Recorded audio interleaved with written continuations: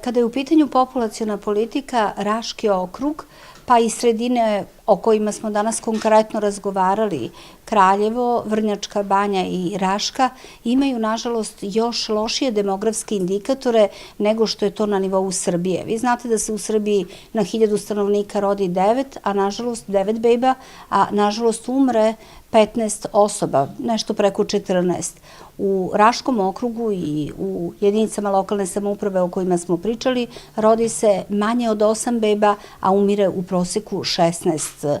starijih osoba. Prema tome, tako loši indikatori iziskuju sinergiju svih nas koji smo odgovorni i svih građana Raškog okruga da učinimo sve što je moguće, da se olakša pozicija roditeljima i budućim roditeljima, da prošire svoje porodice i da se opredeljuju za rađanje. Migracije i aktivno starenje su dve bitne komponente o kojima smo takođe danas razgovarali, a najkonkretniji program za ovu godinu i do kraja ove godine, kojim kabinet na čijem sam čelu i Vlada Republike Srbije pomaže jedinice lokalne samouprave, je zapravo projekat koji vredi negde oko 50 miliona. 20% sredstava su dale jedinice lokalne samouprave, a znatno veći deo finansijskih sredstava je iz budžeta i usmereno je to sve pre svega na popravljanje uslova u predškolskim ustanovama, zatim na informisanje, na edukaciju, na aktivnosti institucija za zdravlje koje se bave pre svega pedijatrijskom i ginekološkom problematikom na nivou primarne zdravstvene zaštite i u tom smislu smo razgovarali da je jako važno da se sredstva do kraja godine potroše, a da sledeće godine pripremimo zaista projekte koji će biti još zahtevniji za budžet Republike Srbije i još korisniji za stimulaciju budućih roditelja. Ja se izvinjavam sam ako sam dobro razumela, pošto je bilo reči o tim bespovratnim sredstvima. Su ta sredstva već dodeljena i ako jesu, koliko je? Ukupno je dodeljeno tačno 47 miliona. To su zajednička sredstva jedinica lokalne samouprave, 20% i 80% budžeta Srbije. Posebno su interesantni projekti u kojima je i dijaspora uključena, to je zapravo jedan projekat o kome će govoriti jedan predstavnik jedinice lokalne samouprave, gde smo našeg sugrađanina koji pripada dijaspori i živi u jednoj dalekoj zemlji, uključili one svojim finansijskim sredstvima, pomogao da se napravi jedan vrtić i da se poprave uslovi u njemu. Ta sredstva su dakle na računima i već se koriste.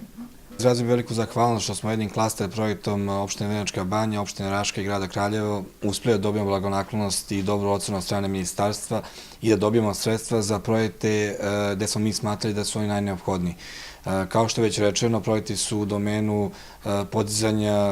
standarda u predškolskim ustanovama, koje smatramo kao matična jezgra za sve buduće populacije aktivnosti koje treba da se dešavaju u jednom gradu i lokalnoj samoupravi. Što se tiče konkretno Vrnjačke Banje, pored tog projekta prošao je projekat opremanja odeljenja ginekologije u našem domu zdravlja, koje je takođe jedan od preduslova za bolju buduću populacionu politiku. Ono što je najbitnije, možda uvek se pominju objekti koji se izgrađuju, jeste veliki deo sredstava koji je odvojen za edukaciju, okrugle stolove, informisanje, ono što treba doći do ušiju i svesti naših građana i mislim da ćemo u tom domenu i na tom polju terenu mi kao gradonačelnici i nosioci lokalne samouprave dati najveći doprinos u narednom periodu u ovoj godini, a svako dobili smo smernice za sledeću godinu gde očekujemo da budemo još aktivniji, još agresivniji i još ambiciozniji u našim planima, sve sa ciljem da našu lokalnu politiku, politiku ministarstva i nacionalnu politiku dovedemo na najviši nivo kada je u pitanju populacija u Srbiji. Na jednoj od poslednjih sednica gradskog veća grada Kraljeva ste govorili o sredstvima koja su upravo kao, da kažemo, mere kojima ćete popraviti populacijnu politiku, pa nešto o tome. Potpuno su pravo. Na jednoj od prethodnih sednica gradskog veća mi smo opredelili sredstva koje predstavljaju naše učešće u projektu gde smo najveći deo sredstava dobili od ministarstva koje se bavi populacionom politikom. Vrtić na Beranovcu predstavlja najbolji primer saradnje naše dijaspore, gospodina Milomira Glavčića, koji je za njegovu izgradnju izdvojio čak 200.000 evra, grada Kraljeva koje je obezbedilo novac za drugu fazu izgradnje i partersko uređenje ovog objekta i ministarstva zaduženo za oblast populacione politike koje je obezbedilo novac za opremanje ovog vrtića. Na ovaj način zadovoljit ćemo žitelje čak 6 sela i naselja koji gravitiraju Beranovcu, ali ćemo obezbediti i dobre uslove za pohađanje predškolske nastave dece koja žive u naselju, koje naseljavaju lica koja su raseljena i da su izbjegla sa područja bivše Jugoslavije. Dakle, jednim potezom pokazali smo koliko znači zajednički rad naše dijaspore, jedinice lokalne samouprave i vlade Republike Srbije, a uspeli smo da na taj način zadovoljimo potrebe meštana, ali i lica koja su raseljena ili izbjegla. Smo dobili nepunih 12 miliona i to za dogradnju 3 nove učionice u dečijem vrtiću, što će, nadam se, smanjiti broj na čekanju koji je u svakoj lokalnoj jedinici, ja mislim, veliki problem. Dobili smo i kupovinu automobila za patronažu, kao i formiranje škola roditeljstva. Ja se samo nadam da ćemo do kraja ispuniti i sve obaveze koje imamo u utrošku sredstava i do kraja samog projekta, da ćemo biti uspešni i sa